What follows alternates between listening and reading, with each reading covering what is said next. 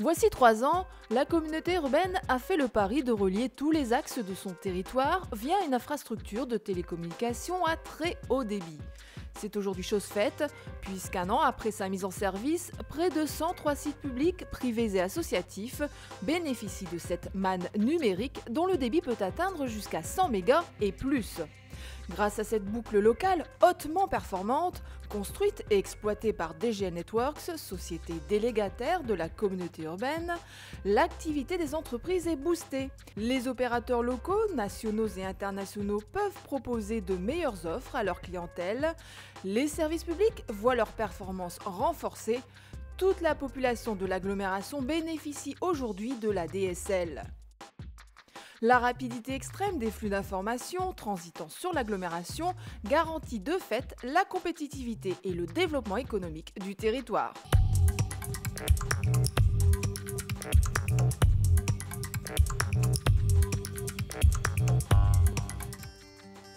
35 sites publics et 12 établissements associatifs sont d'ores et déjà raccordés au réseau de DGN Networks.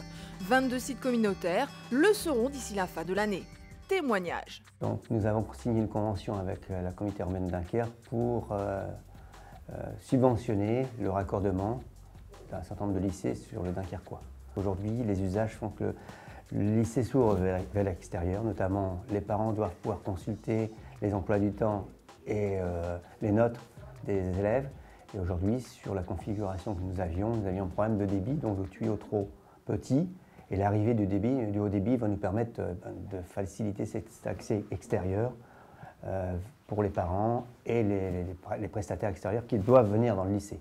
Alors, donc nous avons choisi DGN Networks pour la connexion de la FEJ sur son site central, notamment pour des besoins de bande passante, parce que le DGN Networks nous offre une bande passante accrue par rapport à notre ancien système et une fiabilité de la connexion. Le fait d'être accordé à la fibre optique nous permet maintenant de pouvoir héberger notre dossier patient en dehors de l'établissement, gage de sécurité. Avant cette possibilité, nous étions vraiment restreints en fait à devoir accueillir et à héberger les données sur le centre hospitalier. L'impact de cette connexion de la ville de Dunkerque à la fibre très haut débit d'agglo, c'est concrètement pour l'ensemble des équipements et les mairies de quartier par rapport à l'hôtel de ville, d'avoir des performances sur l'usage des applications informatiques, mais aussi d'un point de vue téléphonie et télécommunication, d'avoir des usages qui sont avec des fonctionnalités nouvelles, d'accès à des espaces collaboratifs, en dehors d'avoir des temps de réponse qui sont bien plus performants que ce qu'avaient les usagers, mais aussi surtout les agents de la ville de Dunkerque.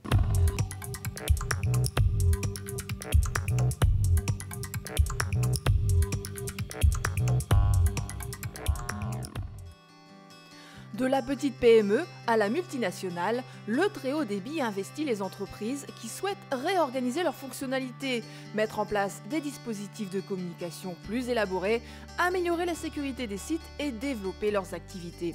Elles sont 56 à l'heure actuelle à surfer sur le très haut débit. Dans l'historique, nous avions une ligne qui nous servait à connecter nos serveurs informatiques qui se trouvent en Belgique principalement et la Norvège. Donc nous avions une ligne avec un débit très faible, on va dire à peu près 1 mégabit. Et maintenant nous sommes connectés donc sur le réseau fibre optique avec un débit de 20 mégabits. Alors nous avons accès vraiment avec une rapidité très importante à tous nos fichiers et aussi aux différentes bases de données dans l'entreprise. Et donc pour les utilisateurs, c'est vraiment une souplesse incomparable par rapport à la technique qu'on avait ultérieurement. Avant le réseau DGN Networks, nous avions du SDSL en 2 mégas. Donc je suis parti sur la même résolution du 2 mégas en fibre optique. Et depuis que j'ai opté pour ce débit-là, je n'ai plus eu aucune coupure depuis 1 an. J'ai un débit garanti constant, qui est très important dans notre activité, au jour le jour. De plus, sur le même débit, nous avons économisé plus de 50% en termes de tarifaires. Le chantier du terminal méthanier, c'est 3 mètres d'ouvrage qui sont mobilisés. Ce sont des entreprises, ce sont leurs sous-traitants, des bureaux d'études qui vont être sur site, qui vont être sur place, et donc des échanges de données, de fichiers très lourds, très importants, qui ne peuvent se faire que via la fibre optique. Et donc pour nous, c'était une question indispensable pour que le chantier puisse bien se dérouler.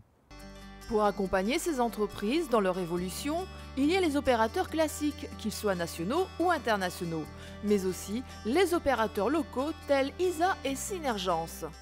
L'arrivée de la fibre sur le Grand Dunkerquois nous a permis de proposer tout un nouveau panel de services qui était vraiment difficilement accessible par les liaisons cuivre dont on disposait jusqu'à présent.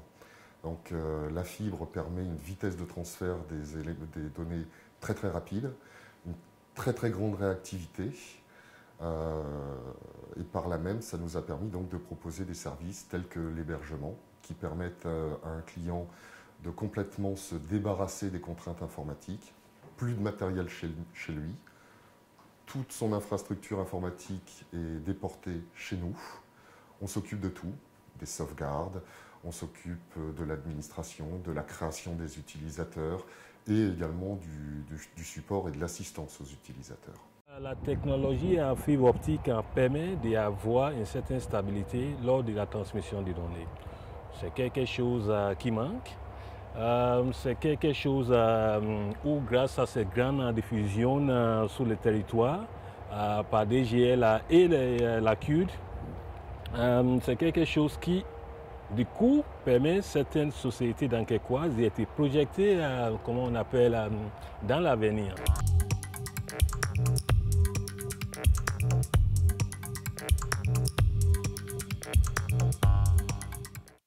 Crewick, Coudekerre Village, Bourbourg, ces 3 communes furent longtemps situées en zone blanche, c'est-à-dire en zone dépourvue d'ADSL. Aujourd'hui, les 8500 habitants surfent sur le web à la vitesse du vent.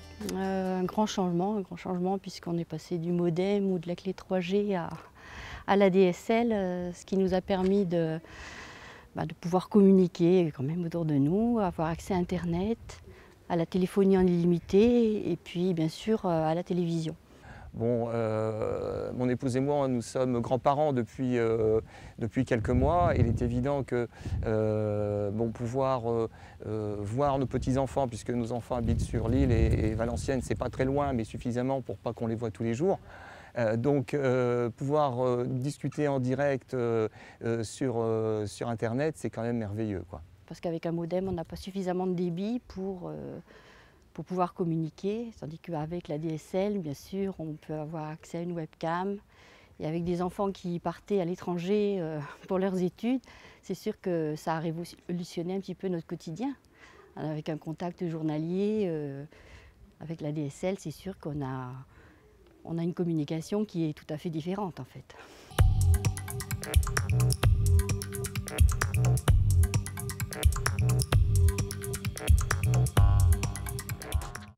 Entreprise ou collectivité, si vous souhaitez vous raccorder à la boucle numérique, adressez-vous à l'opérateur FAI de votre choix.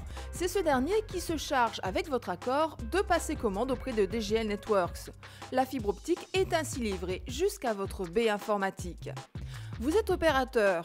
DGL Networks est à votre service pour vous informer de la cotation en vigueur. Sachez qu'elle est la même pour tous les opérateurs sans discrimination aucune.